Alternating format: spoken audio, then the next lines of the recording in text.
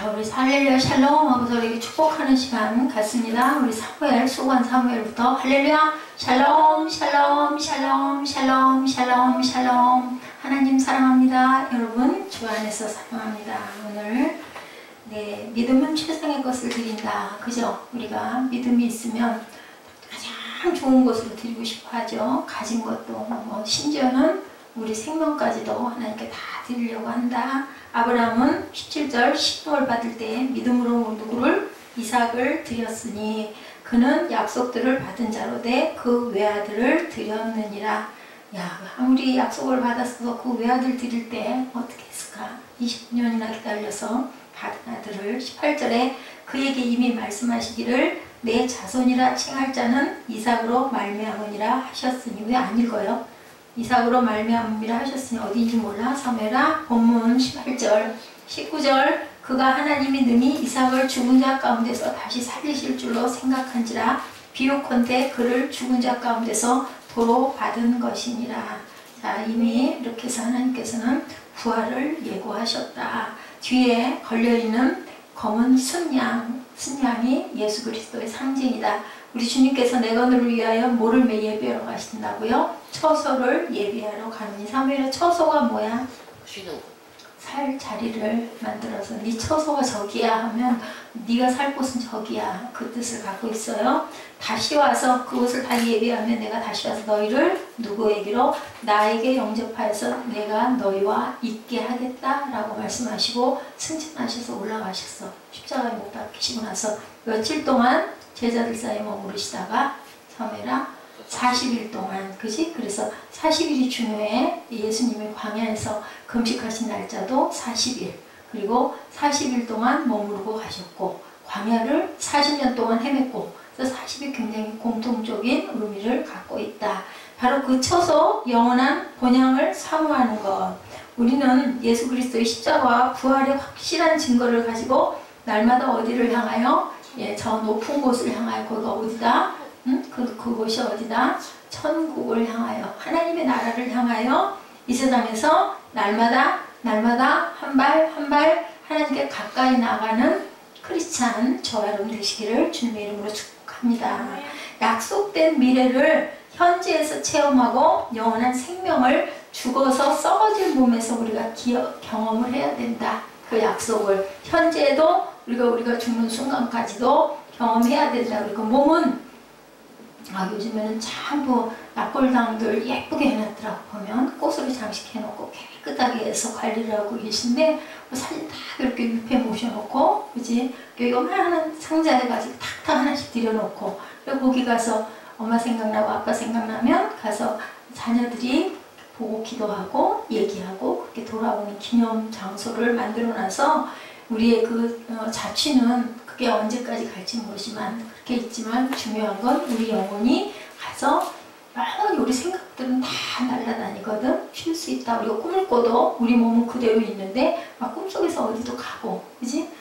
쉽게 생각하면 그런 나의 그 영혼의 세계가 분명히 있다 하면 그렇게 갈 수 있다. 그래서 우리는 우리의 삶 전체가 온전히 다 주님께 헌신되고, 헌신이란 게 무슨 뜻일까? 사무엘하 바쳐지기를, 내 몸을 아주 그냥 다 가지세요. 내가 이렇게 헌신할래요. 그러면 내가 열심히 섬길래요. 이런 뜻을 갖고 있죠.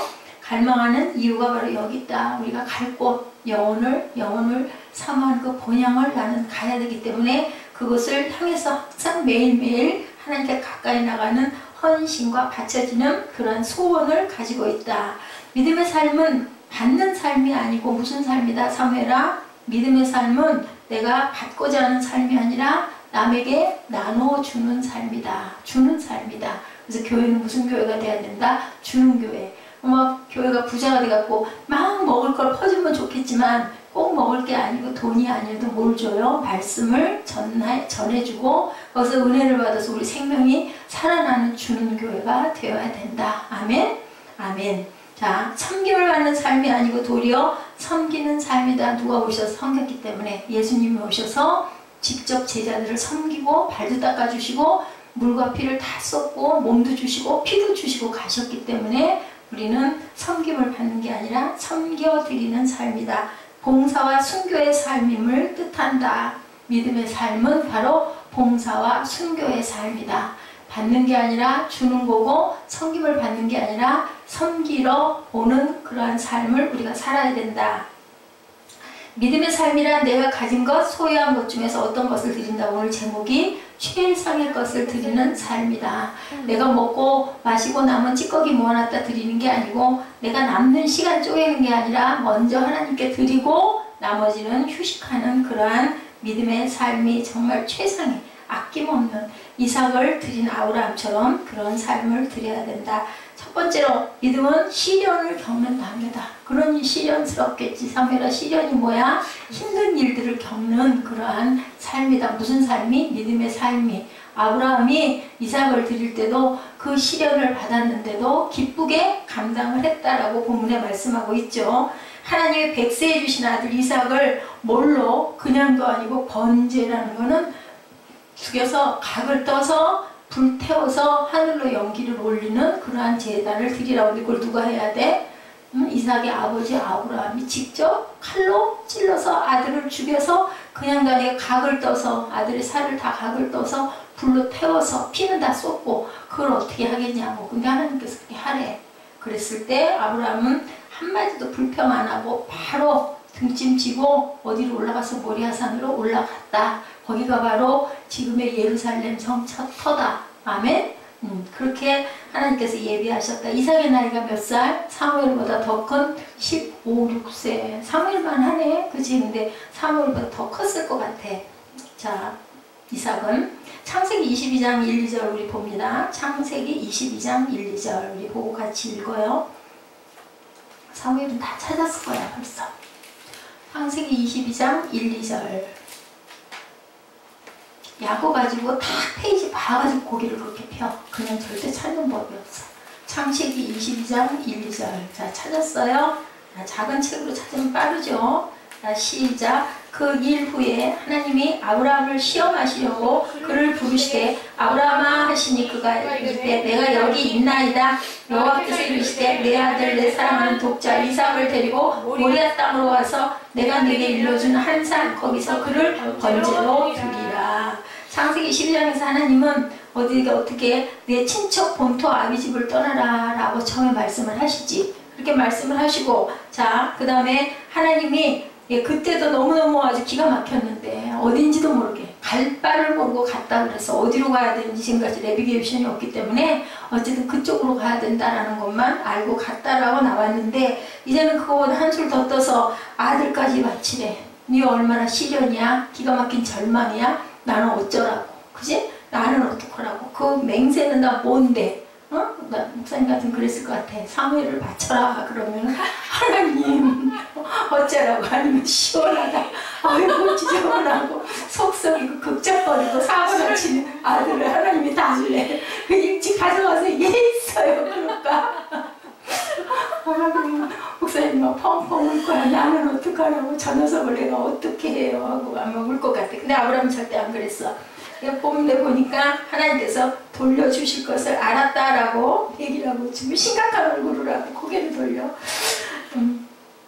자, 19절에 그가 하나님이 능히 이삭을 죽은 자 가운데서 다시 살리실 줄로 생각한지라. 누가? 아브라함이 아들을 아무리 데려가도 죽여도 하나님께서 살려주실 거야. 뭐예요? 지금 부활. 그지? 예수님이 돌아가셨지만 아주 돌아가시지 않으신 것처럼 분명히 하나님께서는, 왜냐하면 네 아들로 네 씨를 이어주겠다고 분명히 다른 사람이 아니라 이삭으로 인해서 해주겠다 하시고, 하나님이 달라시면 뭔가 생각이 있겠지. 사무엘아 눈 감고 아주 자지 말고 나를 쳐다보도록 해. 고개 옆으로 돌리고 그 바람에 딱 눈 감고 앉는 팔짱 끼고. 저 팔짱 끼는 건 어려서부터 하던 버릇이거든. 마땅치 않으면 팔짱 다 끼고 고개 싹 옆으로 돌리고 똑같은 모습을 하고 있네.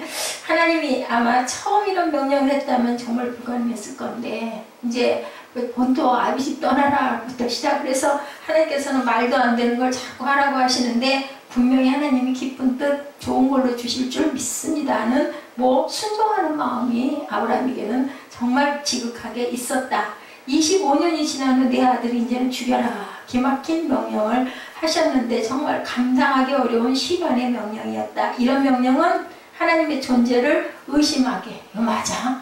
하나님 맞아? 하나님 왜 저러셔? 쉬운 얘기로 하나님 망령 나셨어요? 그렇게 물어볼 만한 그러한 신뢰의 뿌리를 흔드는 갈등을 주는 명령이었는데, 믿음이 있다 할지라도 정말 이거는 아유 피하고 싶어, 안 들었으면 좋겠고, 내가 꿈을 꿨다 아니면 환상을 들었다 이런 말씀이었으면 좋겠다라는 그런 마음이 분명히 들었을 것이다.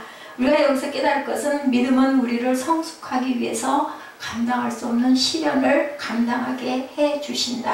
그 시련을 통해서 우리 믿음이 자라고 조금씩 단단해진다. 그렇게 하면 은혜를 못 받아. 사무엘아, 자, 목사님하고 눈을 맞추고 아멘하고 웃을 줄 알아야 그 말씀이 사무엘 속으로 들어가서 생명으로 살아날 줄로 믿습니다.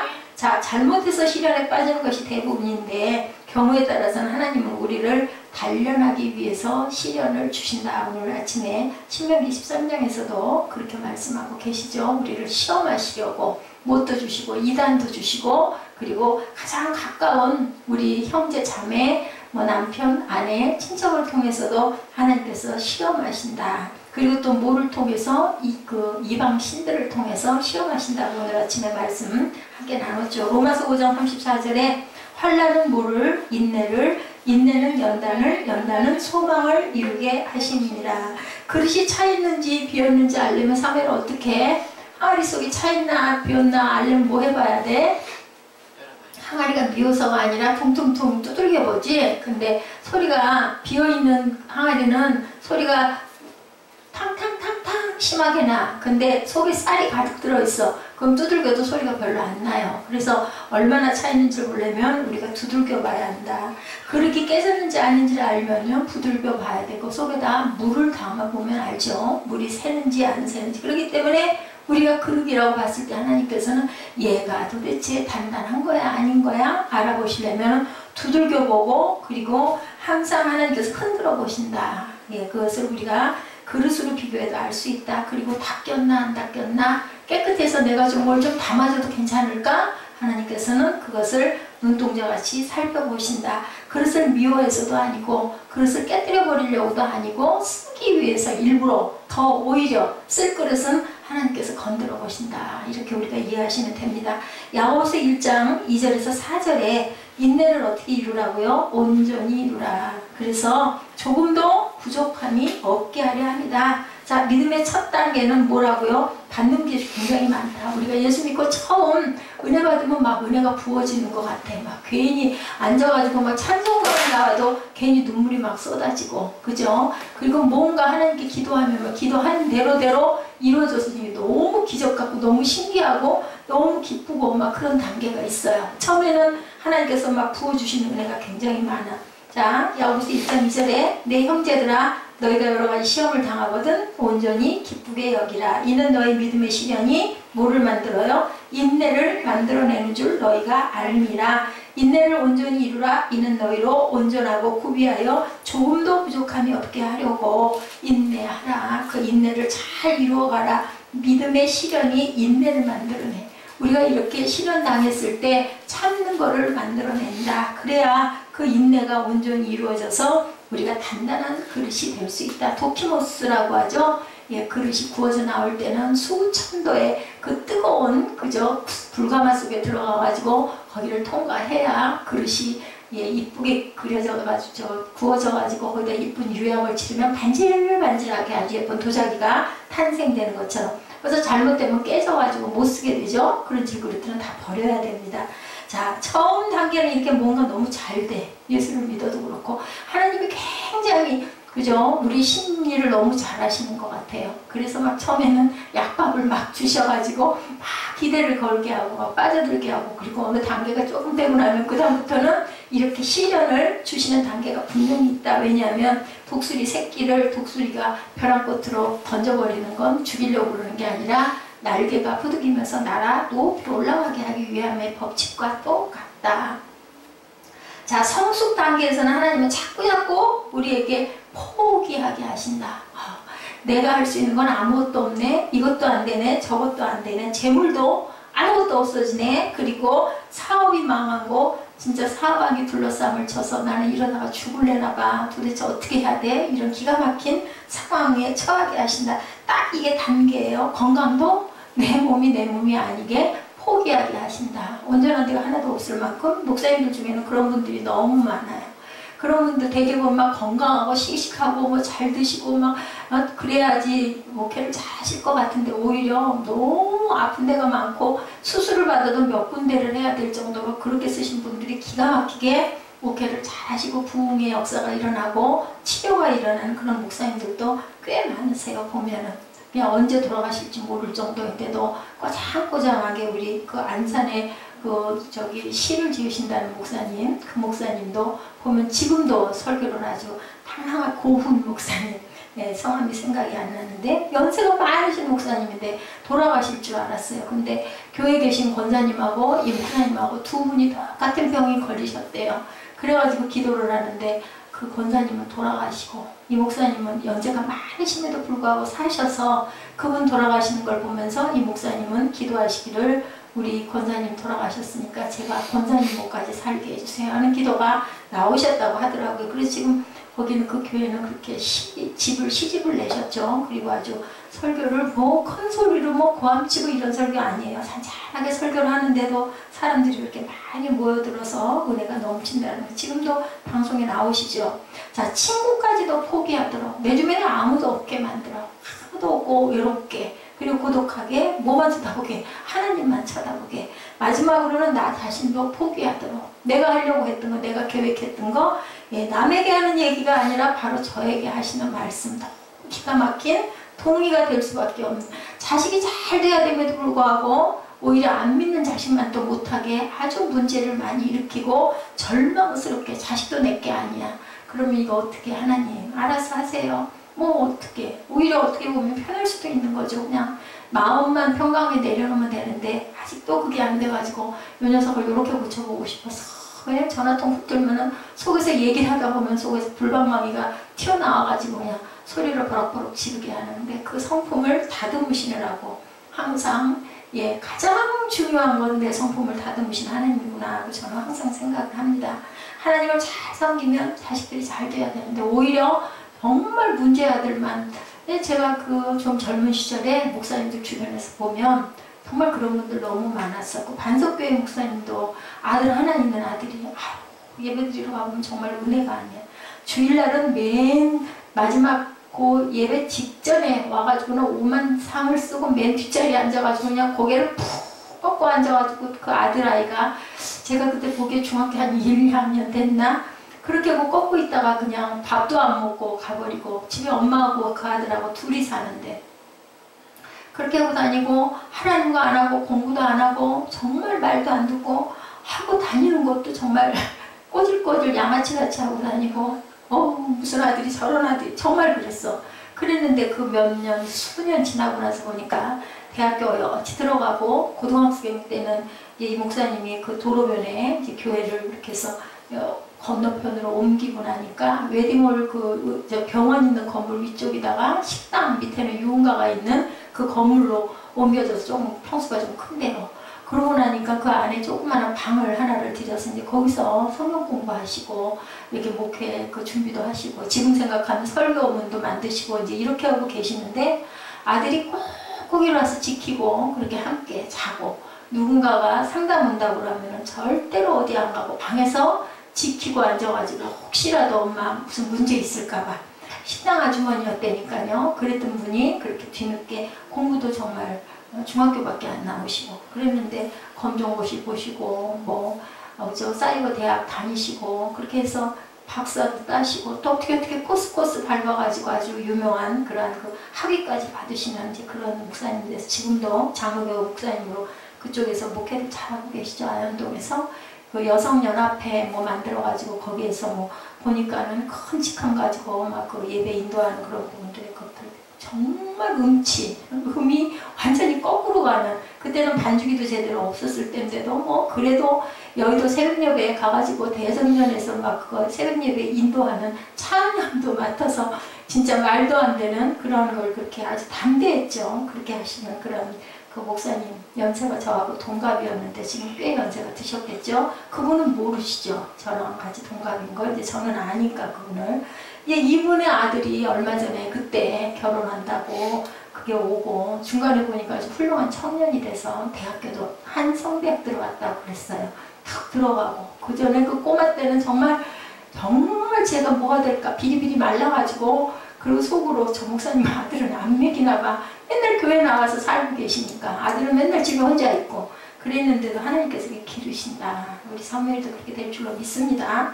자, 이제는 나에게는 정말 아무것도 없습니다. 다 포기가 되고 아무것도 가진 게 없게 다 내려놓고 내가 할 수 있는 거, 내 힘으로 되는 거, 내 계획으로 되는 거.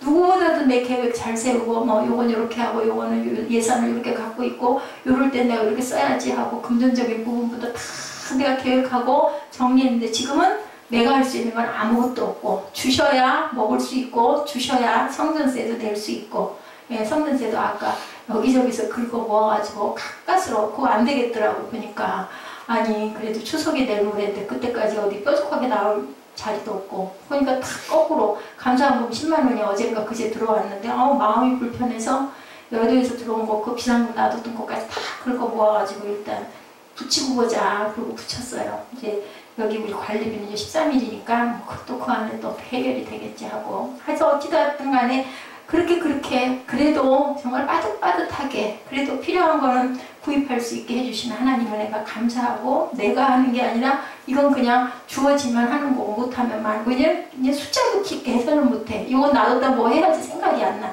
하고 나면 나중에는 이거 없어갖고 이거 어떡하나? 그러고 있다 보면 또 채워지시고 재물도 지식도 건강도 명예도 전혀 쓰일모가 없게 하시고 오직 하나님만 바라보게 하시는 내가 죽어도 내가 살아도 먹이시면 살고 아니면 데려가실 거고 내가 몸이 아파도 수술도 할 수 없게 만들어 놓으시고 이런 상황을 만들어 놓으신다. 내가 생명처럼 나를 다 파서 줬는데 그랬던 사람도 떠나가고 정말 이거는 말도 안 돼. 어떻게 이런 일이 일어날 수 있어. 한 번도 겪어보지 못한 일들을 한꺼번에 다 겪게 하시는 게 성숙하게 하시는 단계라는 것. 오히려 그런 단계가 되면 하나님 감사합니다 해야 되는데 우리는 솔직히 말해서 어떻게 좀 멸류관은 좋은데 이런 건 좀 없었으면 좋겠다 이런 마음이 누구나 다 들죠.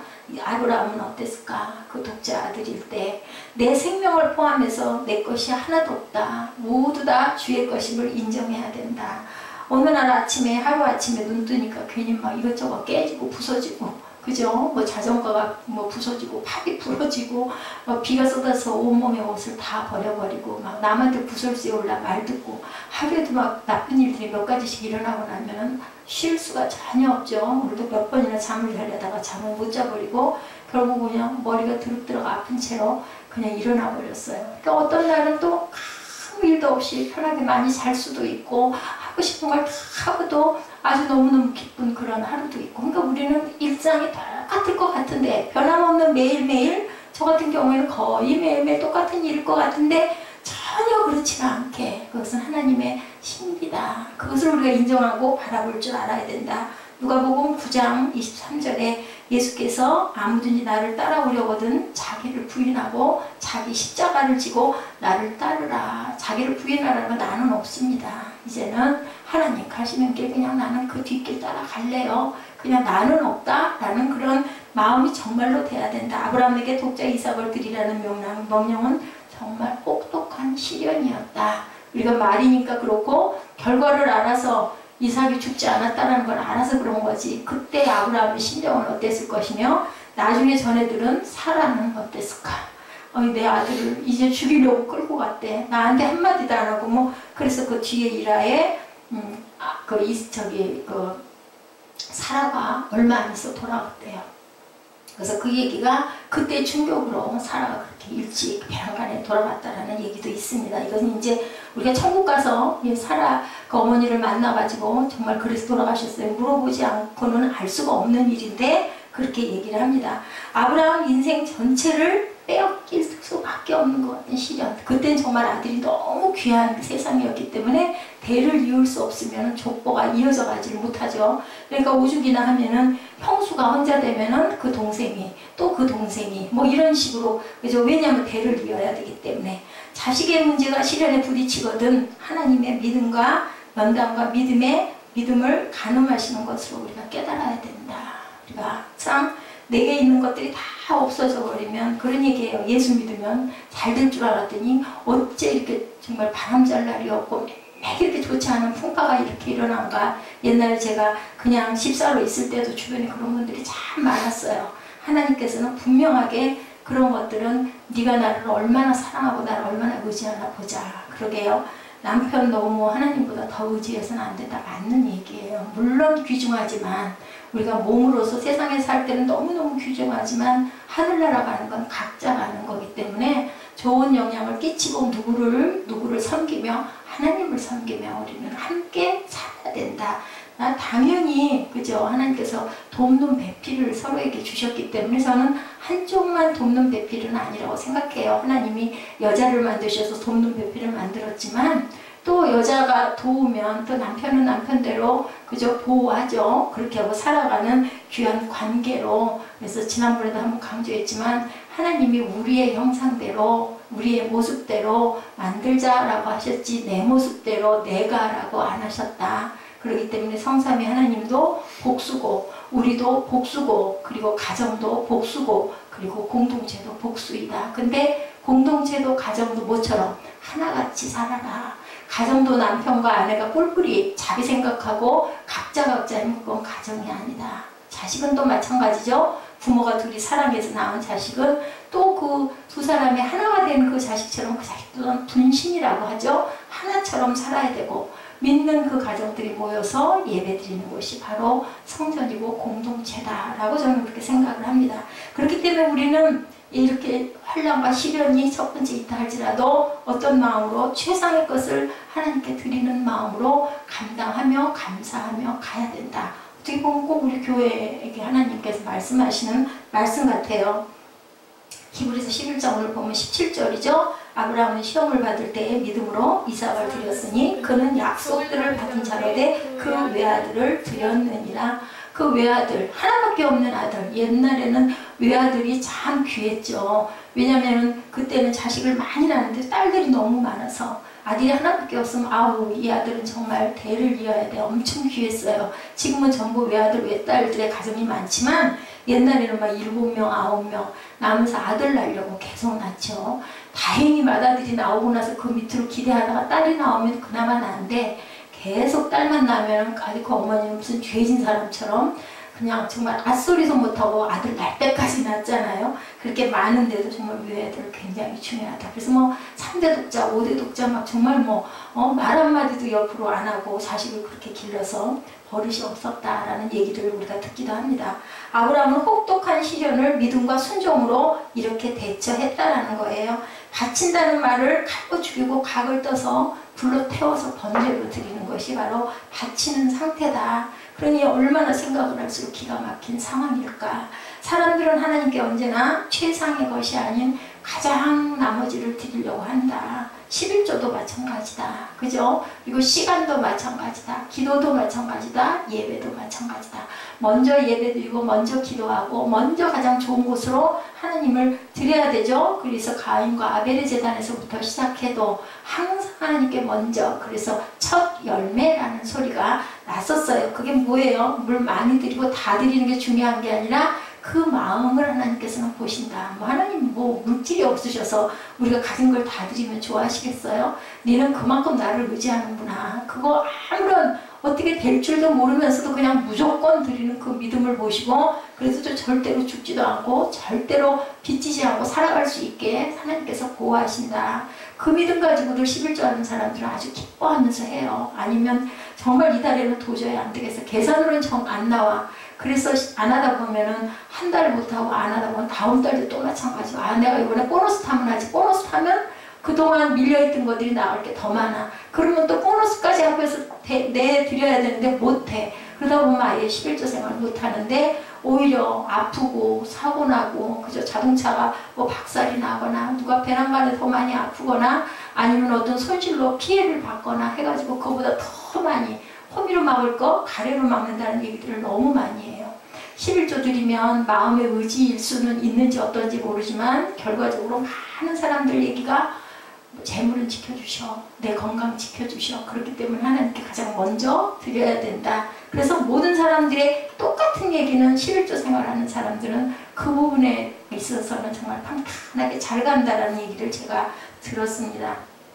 사람들은 하나님께 언제나 최상의 것을 이렇기 때문에 드려야 된다. 받고자 해서 드리는 게 아니라 중요한 건 하나님을 사랑하는 마음으로 내가 가진 가장 좋은 것을 다도 드릴 수 있는 마음으로 드릴 줄 알아야 된다. 시간도 돈도 남는 걸 드리는 게 아니라 하나님께 먼저 드리고 우리가 또 안식하고 그 속에서 기쁨을 얻고 휴식할 줄 알아야 된다. 봉사도 내가 시간 다 하고 남는 시간이 요만큼만 봉사해야지가 아니라 봉사하고 남는 시간에 내가 또 쪼개서 유익한 시간을 만들 줄 알아야 된다. 믿음은 최상의 것을 하나님께 그러므로 드려야 된다. 시간과 재물의 모든 것들, 그래서 불안당이라는 말 있죠. 우리 그 한자 고어에 보면 어우 저 불안당 같은 녀석 이런 말 많이 하잖아요. 그게 뭐냐면 안입을 땀한 그리고 무리당이래요. 예, 땀이 나도록 못된 녀석들. 그래서 또 그런 말 저는 어려서 들은 것 같아요. 이 땀을 낼 녀석아. 그 소리가 바로 불안당이었구나. 제가 그걸 깨달았어요. 불안당이라는 뜻이 그 뜻이다. 창세기 22장 3절에서 5절에 아브라함의 행동이죠. 아침 일찍 일어나 나귀의 안장을 채우고 하나님이 지시한 곳으로 떠났다는 구절이에요. 그 명령을 그렇게 기가 막히게 받고 잠이나 잤겠어요? 밤을 새웠겠죠. 그리고는 다 새벽에 나귀에다가 짐을 지우고 가요. 나 같으면 어땠을까? 아까도 얘기를 하다가 사무엘이 팔짱 끼고 옆으로 돌아갔지만 정말 기가 막힐 거예요. 그 생각을 아마 우느라고 걸음도 못 뛰었을 것 같아. 그런데도 아브라함은 정말 담담하게 그것을 감당한다. 22장 4절이죠. 제3일에 아브라함이 눈을 들어 그것을 멀리 내가 갈 곳 모리아산 쪽을 바라보는 거예요. 그리고 아브라함이 종들에게 이르되 너희는 나귀와 함께 여기서 기다리라. 내가 아이와 함께 저리 가서 예배하고 우리가 너희에게로 돌아오리라. 그래서 목사님들이 이 부분을 굉장히 강조해요.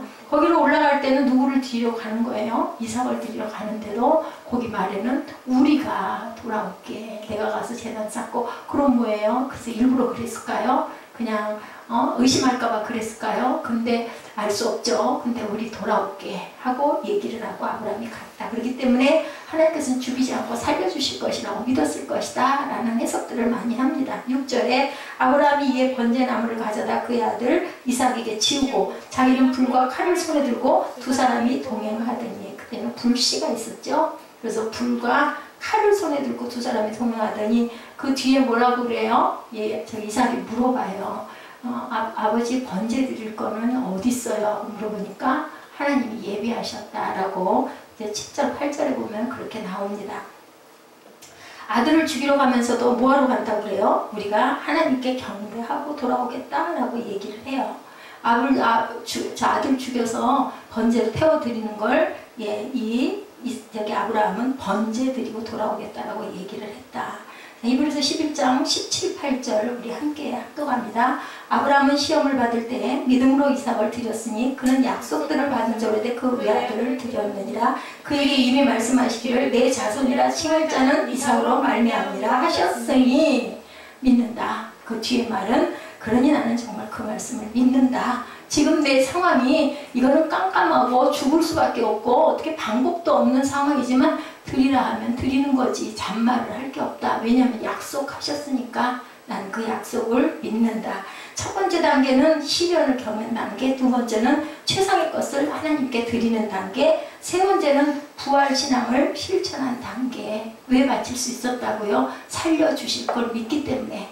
뭔지는 모르지만 어떤 방법인지는 모르지만 죽여도 살게 해주실 것이다. 분명히 뭔가 예비하고 있을 것이다. 19절에 답이 나오죠. 그가 하나님이 능히 이삭을 죽은 자 가운데서 다시 살리실 줄로 생각하니라.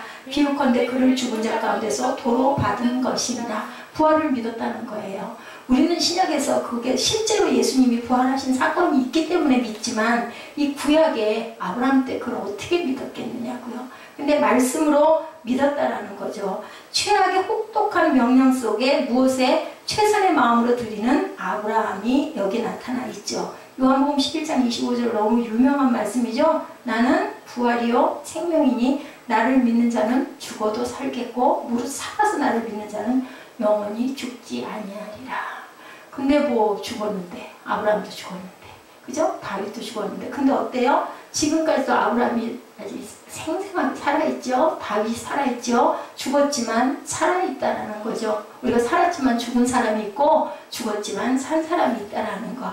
죽을 걸 알고 가면, 천국 가면 잘 살 수 있음을 알지만 그래도 사람들은 살고 싶어 해요. 세상에서 좀 더 있고 갔다. 내가 할 게 너무 많은데 이것도 좀 해야 되고 내 아들도 좀 커야 되고 나는 좀 더 있어야 돼. 가는 건 알겠고 가서 내 천국이 있는 거 알지만 내가 여기서 아직 마무리할 일들이 많아. 그렇게 생각들을 많이 합니다.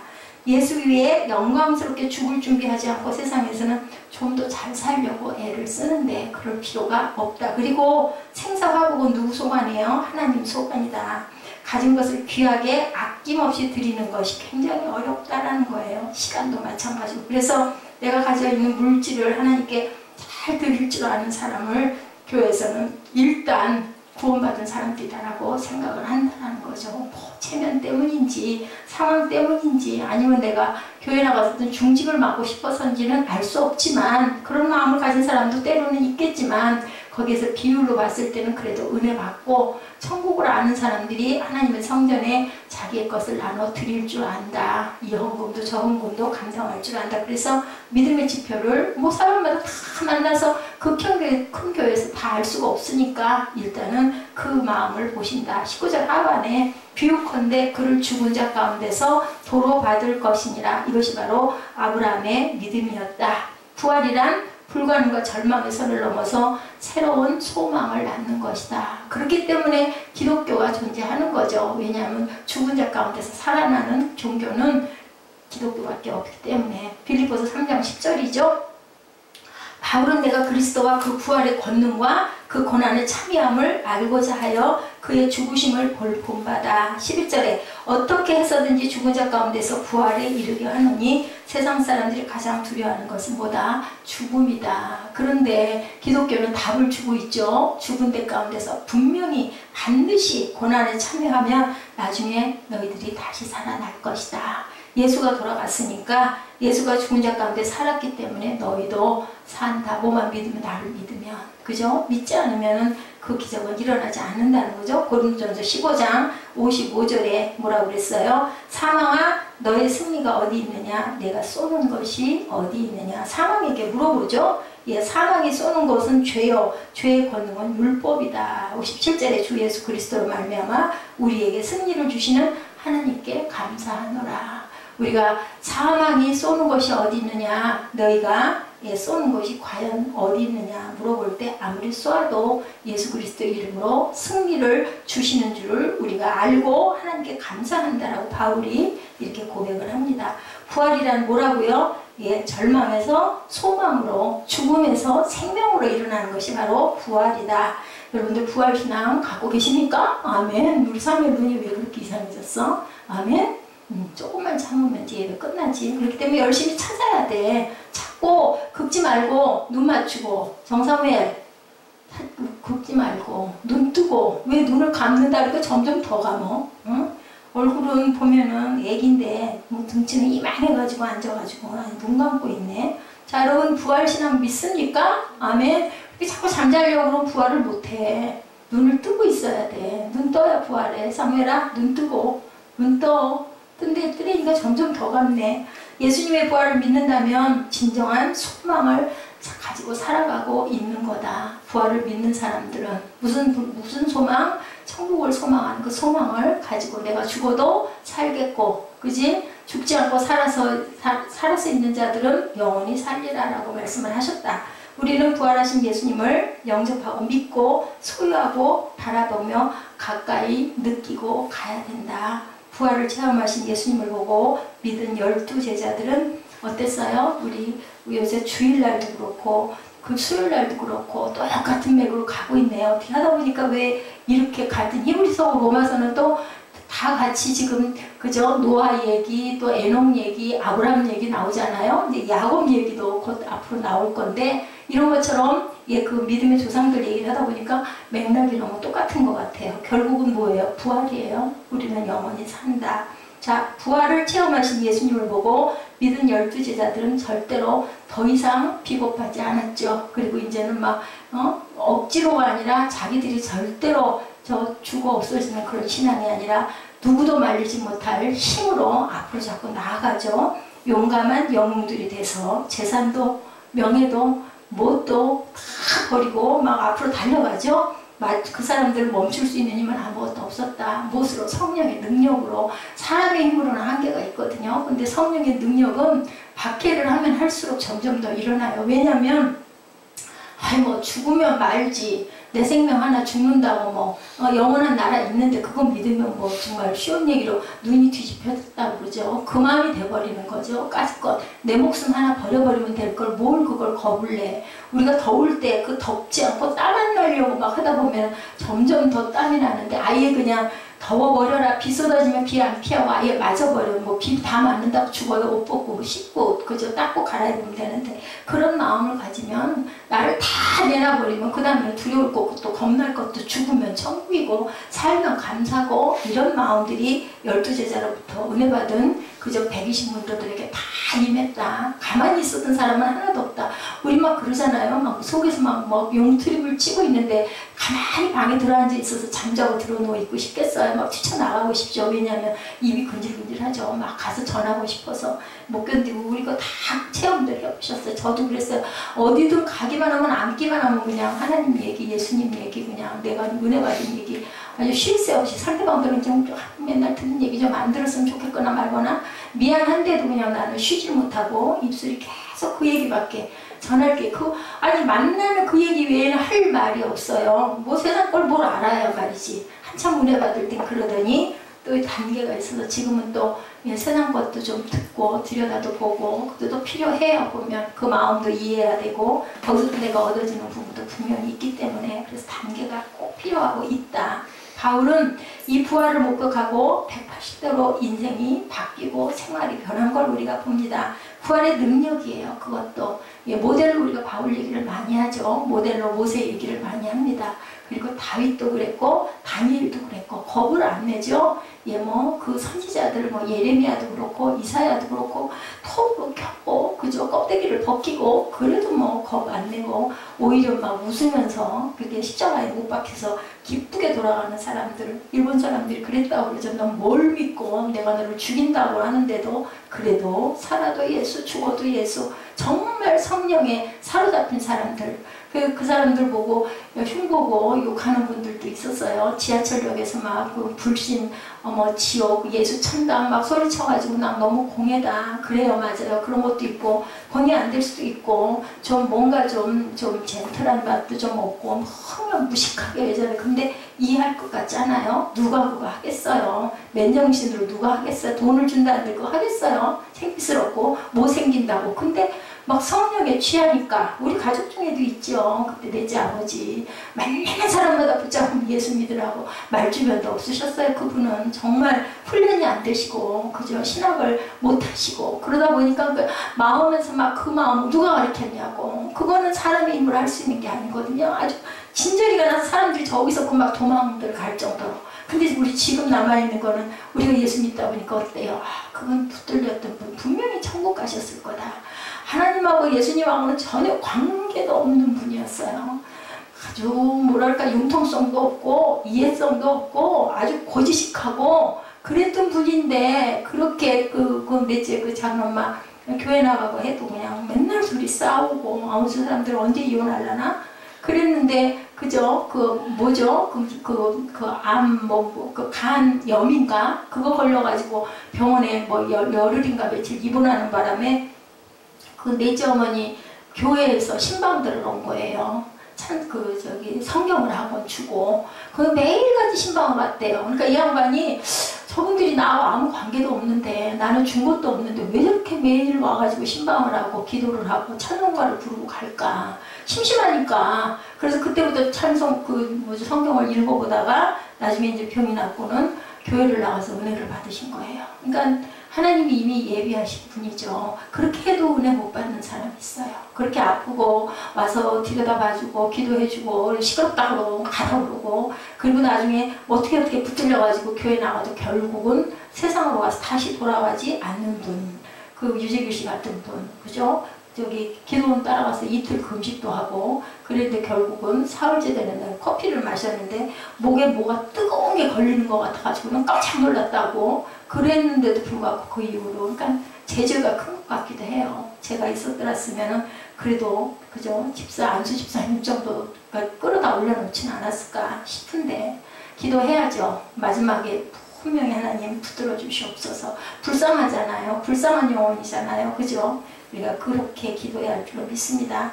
두 다리가 잘리고 팔이 잘려도 기적적인 변화가 일어나죠. 박해 안 받는 게 아니에요. 그죠? 눈이 빠지기도 하고, 그죠? 잘려나가기도 하고, 막 그 곤욕은 이루 말할 수 없어. 가만히 좋게 그런 거 하나도 없이 그리고 기적이 일어나는 게 아니라 막 몸은 다 잘려나가고 피가 터지고 그래도 거기서 기적적인 변화들이 일어나고, 그죠? 그리고 우리는 영생의 소망을 품고 절대로 지치지도 않고 포기하지도 않고 달려가는 하나님의 귀한 사명자들이 우리가 눈으로 바라보고 나도 또 그런 감동이 왔었고 그렇기 때문에 성령께서 계시다는 걸 압니다. 이런 사람들은 독자 이상이라도 당연히 바칠 수가 있는 거죠. 겁 없이 드릴 수가 있다. 그래서 아브라함이 독자 이삭을 바칠 수가 있었다. 그러니까 쉬운 얘기를 한마디로 딱 아브라함은 성령을 충만하게 받은 분이었다. 근데 분명한 건 여러분들 굴곡은 있어요. 오름길도 있고 내리막길도 있고 그런데 뭐라 그러세요? 하나님이 아주 거꾸러지진 않는다. 왜? 하나님이 나를 붙들고 계시기 때문에. 그러기 위해서도 우리는 또 부단히 노력해야 돼요. 마음도 다스려야 돼요. 어디다 초점을 맞추고 말씀에 초점을 맞추고 열심히 사모해야 돼요. 안 그런 채로 그냥 성령께서 내 안에 항상 있어서 나를 다 이렇게 해주기를 바라는 거는 그거는 욕심이에요. 내가 노력 하나도 안 하고 세상 살아갈 수 없듯이 노력 하나도 안 하고 은혜가 내 안에 막 그냥 막 스며드는 건 아니에요. 처음에 예수 믿었을 때는 하나님께서 많이 보여주시죠. 그런 사건도 일어나고 그래가지고 기뻐하기도 하고 근데 계속해서 그런 건 아니에요. 어느 단계가 지나가고 나면 이제는 내가 밥 먹을 줄 알아야 되고 내가 그쪽을 향해 자꾸 걸어갈 줄 알아야 되고 그러니까 좁은 길이라고 그랬죠. 그리고 내가 문 밖에서 너한테 문 두드릴게 소리를 왜 하시겠어요. 안 그러면 그냥 문 허욱 열고 들어가시면 되지. 영이신 하나님이 못하실 게 어디 있겠어요. 근데 하나님께서는 우리에게 선택의 자유를 주셨어요. 그리고 인격적으로 만드셨어요. 누구를 따라? 하나님의 형상대로 만드셨기 때문에 하나님의 모양대로 만드셨기 때문에 그리고 이름을 네가 지어라 아담에게 얘기하셨기 때문에 그 이름은 뭐예요? 생긴 대로 그죠? 모습대로 물은 물이라고 하늘은 하늘이라고 땅은 땅이라고 그러고 이름을 붙여주게 하셨잖아요. 내 아들 독자라도 아끼지 아니하나니 이제 내가 나를 경외하는 줄 아느니라. 그러면서 뭐라고 그러셨어? 이제는 네 이름을 아브라함이라고 하지 말고 아브라함이라고 해라. 열국의 아버지다. 큰 아버지에서 너는 이제 모든 민족의 믿음의 조상이 되었다라는 뜻의 이름을 주셨습니다. 예수보다 더 큰 것이 무엇이 있을까?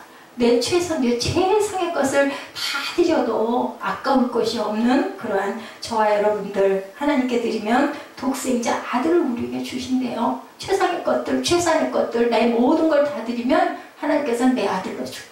그 결국 뭡니까? 우리에게 부활을 주셨다. 예수 생명이 내 안에 들어가기 때문에 이제는 내가 사는 게 아니라 갈라디아서 2장 20절 고백이죠. 내 안에 계신 예수께서 나를 대신 사신 것이다. 근데 내가 그렇지가 못하고 고난스럽고 힘들고 절망스럽고 낙관스럽고 막 이런 마음이 드는 건 아직까지 예수 생명이 내 안에 온전히 들어오지 못하고 나는 단계가 지금 뭐다? 하나님께서 나를 시험하시는 단계다. 나를 고난 속에서 네가 풀무 불에 얼마나 견디고 네가 얼마나 연단해서 나오냐. 그렇게 해서 내가 너를 쓸 수 있는지 아닌지 내가 좀 보자 하고 때로 하나님께서는 우리에게 시험도 주시고 연단도 주시고 할지라도 우리는 최선의 것을 드리고 끝까지 노력하고 오래 참고 기다릴 줄 알아야 된다. 성령의 열매의 마지막 단계가 오래 참음이에요. 그래서 그렇게 해서 내가 너를 뭐 또 정말 정금같이 다듬어서 내가 나오리라 라고 말씀하세요. 그게 전부 다 아름다운 백자 도자기가 만들어지는 게 아니거든요. 많은 것들이 깨지고 부서지면서 거기서 귀한 것들이 나온다는 것을 저 여러분들이 깊이 생각하시기 바랍니다. 그리고 이왕이면 이왕 예수 믿으면 최고로 믿으면 좋지 않을까요? 이왕 예수 믿으면 정말 찡하게 한번 어차피 이렇게 하나 저렇게 하나 내가 이 세상 살아 헤치고 나가야 되는데 내가 예수 믿고 간다면 정말 기가 막히게 한번 믿고 가죠. 뭐 시시하게 뒷줄에 서가지고 눈치 보고 그죠? 아유 나는 요만큼만 할 거야 하고 끝에 앉았다가 살짝 걸쳤다가 가면 천국에 가서도 살짝 붕둥이 걸치다가 나가 떨어지지 않을까.